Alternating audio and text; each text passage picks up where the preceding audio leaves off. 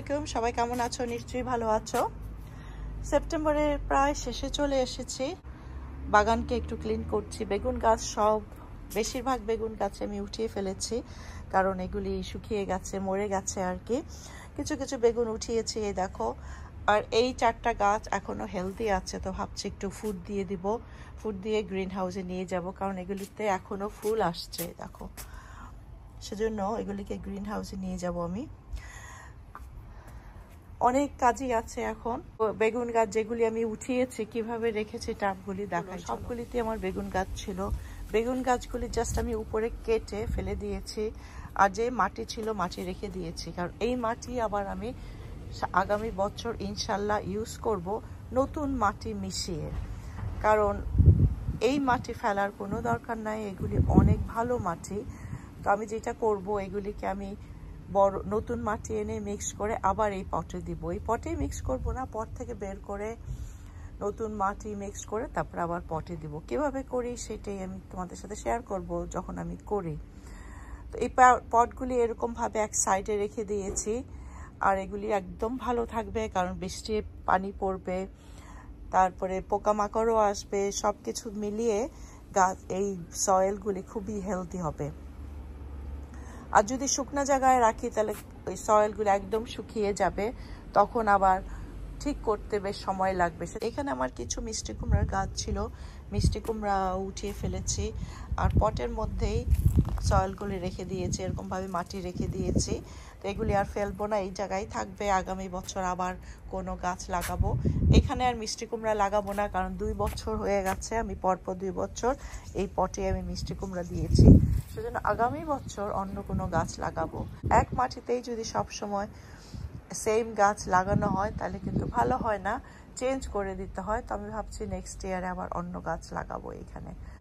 এদিকে টমেটো গাছ সব উঠিয়ে ফেলেছি আমি, উঠিয়ে পটগুলি এখানে রেখে দিয়েছি আগামী বছরের জন্য। টমেটো বেশ অনেকই হয়েছে, তো শেয়ার করব তোমাদের সাথে একটু পরে। চিচিঙ্গা গাছ আমি সব উঠিয়ে ফেলেছি, কারণ মাত্র 2টা চিচিঙ্গা হয়েছে আর অনেক বড় গাছ হয়ে গেছিল। তাই বেগুন গাছ ভিতরে নিয়ে এসেছি আমি। বেগুন গাছ ভিতরে এনে আমি এক সাইডে করে রেখেছি। এগুলিকে পানি দিয়ে একটু খাবারও দিব, কারণ বেগুন গাছে ফুল আছে এখনো।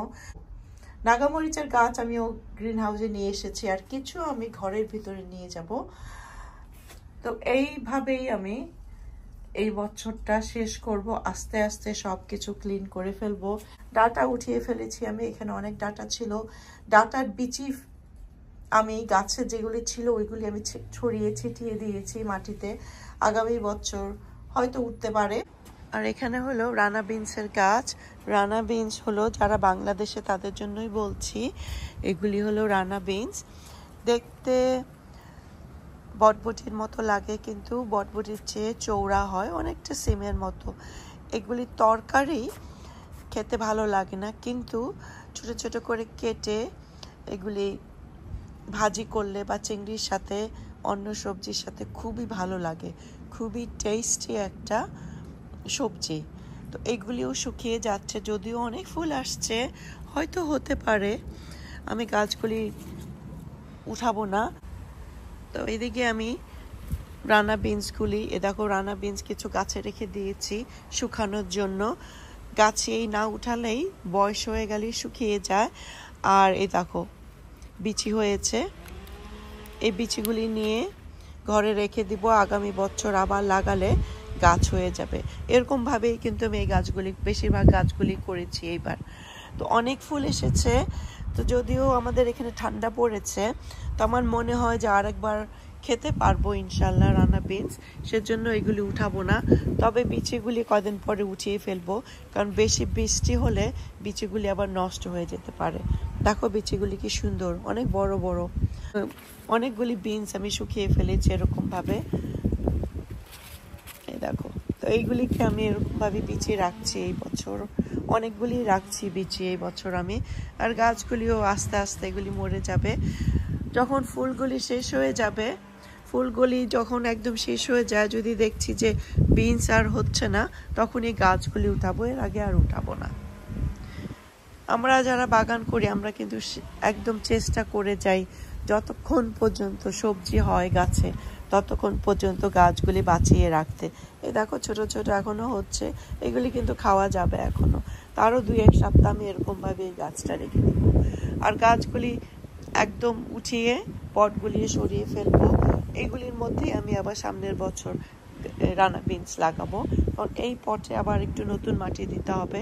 চাইলে সব মাটি একসাথে ঢেলে এক জায়গায় রাখা যায়, কিন্তু আমি পটে পটেই রাখি, তাহলে পটগুলি ভালোভাবে এক জায়গায় রাখা যায়। না হলে মাটি এক জায়গায় রাখলে অনেক জায়গা লাগে এবং সব জায়গা ছড়িয়ে যায় মাটি। এই 3টা মরিচ গাছ আমি ঘরের ভিতরে নিব, কনসার্ভেটরে রাখবো। তো সেজন্য আমি ভালো মতো ধুয়ে নিচ্ছি একদম পানি দিয়ে, কারণ এগুলোর ভিতরে পোকা থাকে। আর আমি যদি এই পোকা সহ ঘরে নিয়ে যাই, পুরা গাছ নষ্ট হয়ে যাবে, গাছগুলো নষ্ট হয়ে যাবে। সেজন্য আমি পানি দিয়ে ধুয়ে একটু স্প্রে করে নিব, তারপরে আমি ঘরে নিব। এই নাগামরিচ গাছগুলি যদি পোকা না হয় এবং হেলদি থাকে, এগুলি নেক্সট ইয়ারে আরও অনেক মরিচ আসবে ইনশাল্লাহ। তো আমি পানি দিয়ে কিছুক্ষণ বাইরে রেখে দিব, তারপরে স্প্রে করব। পাতাগুলি যখন শুকাবে তখন স্প্রে করে নিব। তো আজকে আমি যা উঠালাম, অনেক টমেটো হয়েছে। আর এই টমেটোগুলি আমার অনেক ভালো লাগে কাঁচা খেতে, পাকাও ভালো লাগে, কিন্তু কাঁচা খেতে ভালো লাগে। বড় বড় টমেটো, অনেক বড়। এগুলি গাছে বেশি হয় না, একটা গাছে কয়েকটাই হয় মাত্র, কিন্তু একটা টমেটো দিয়ে একটা তরকারি হয়ে যায়। আর এটা পেকে গেছে, দেখো কয়েকটা পাকিয়েছি আমি। আর এই যে অনেক সুন্দর এই টমেটোগুলো। আর বেগুনও উঠিয়েছি অনেক, হরেক রকম বেগুন, সাদা বেগুন, কালো বেগুন, অনেক রকম বেগুন, সবুজ বেগুন। ডাটা উঠিয়েছি অনেক, এই যে ডাটা উঠিয়েছি অনেক, এগুলিকে পরিষ্কার করে নিব বাইরের থেকেই। পুঁই শাক, এই যে পুঁই শাকও উঠিয়েছি অনেক, আরও অনেক পুঁই শাক আছে। তো একসাথে তো সব পরিষ্কার করা যাবে না, যেগুলি পরিষ্কার করতেই হবে সেগুলি কিছু পরিষ্কার করেছি আমি। তো ভাবলাম তোমাদের সাথে শেয়ার করি আমার বাগানের কি অবস্থা, কিভাবে আমি বাগানটা ক্লিন করছি আস্তে আস্তে। রেডি করব পরে আগামী বছরের জন্য ইনশাল্লাহ। তো নিজের কাছে যখন ফলগুলি দেখি তখন অসম্ভব ভালো লাগে। এই টমেটোগুলিও ভালো, এগুলি প্লাম টমেটো। তো আজকের মতো ভিডিওটা এখানেই শেষ করছি। তোমরা যে যেখানেই থাকো ভালো থাকো, সুস্থ থাকো। আল্লাহ হাফেজ।